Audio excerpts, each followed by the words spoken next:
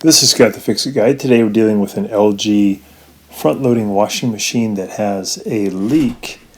I'm going to be removing the dryer so I can get in to work on the washing machine. To do that, I'll take out a couple of little screws here on the right and left-hand side that hold a bracket that holds the dryer in place. So I'll remove those two Phillips head screws, pull the bracket out, and then I'm going to get a recycling bin from outside and slide the dryer onto it, and I'll remove the top of the washing machine. And it turns out that this fill valve on the left-hand side, the hot water one, is leaking, which is kind of unusual, but had a little pinhole leak and water was just dribbling out. So I'm going to be replacing that. So I got the water turned off and unplugged. I'm going to loosen up the hose connection. I already took the little modular power connector off. And I'll just use my pliers to unloosen the hose.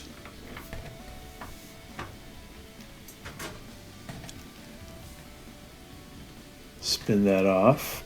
And the one with the red modular connector, that's the hot side. Get that removed.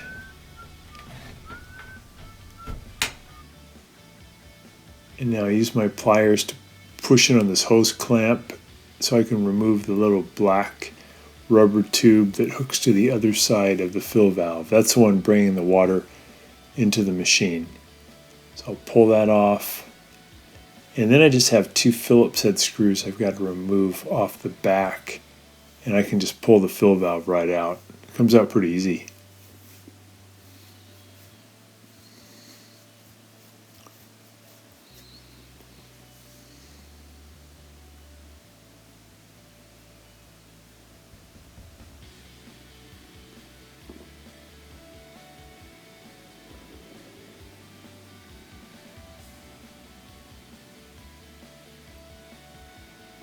So you can feel those two Phillips head screws.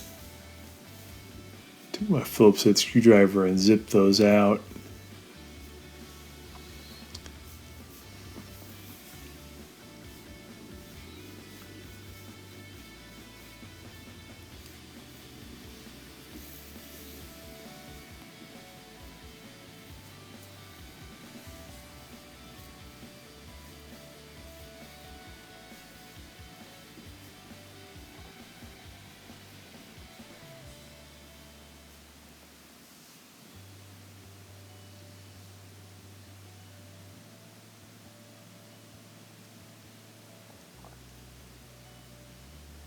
Some of this you can't really see where the screw is, so we're just doing it by feel. I kind of feel with my finger where the screw is, and guide the screwdriver over to it. So we got the old fill valve off, and I'll pull that screw out, and then everything's just reverse on installation. I'll get the new fill valve out,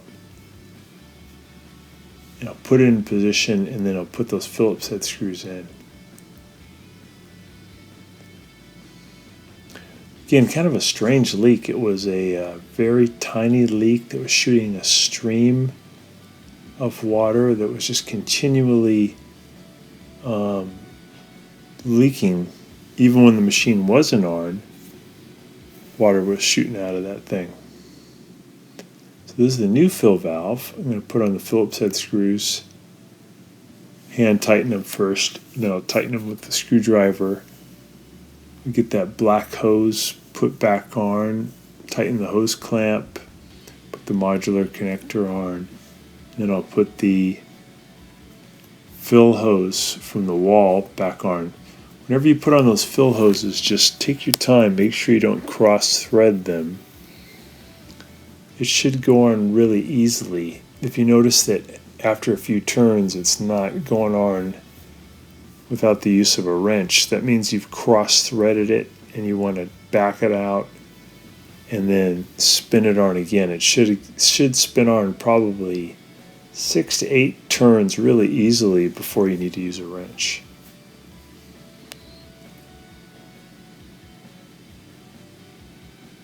Now we're going to put the little black tube back on there. We'll use our pliers to open up the hose clamp, get it on position, and then let the spring tension hold that hose clamp on.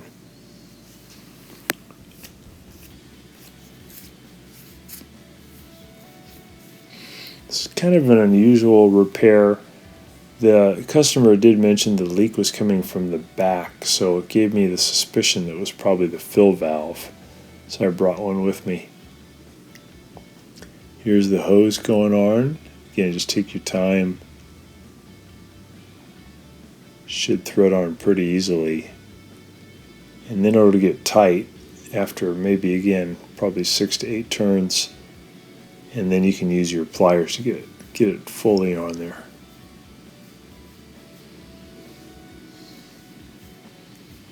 Once that's tight, we're just going to plug everything back in, turn the water back on, put the top back on. There's a couple of Phillips head screws that hold the top on. And we'll slide the dryer back into position, put the little clamp on, tighten up those screws, and then you're all done. So you just turn the water back on. So that solved it. And thanks so much for watching, and please subscribe when you get a chance.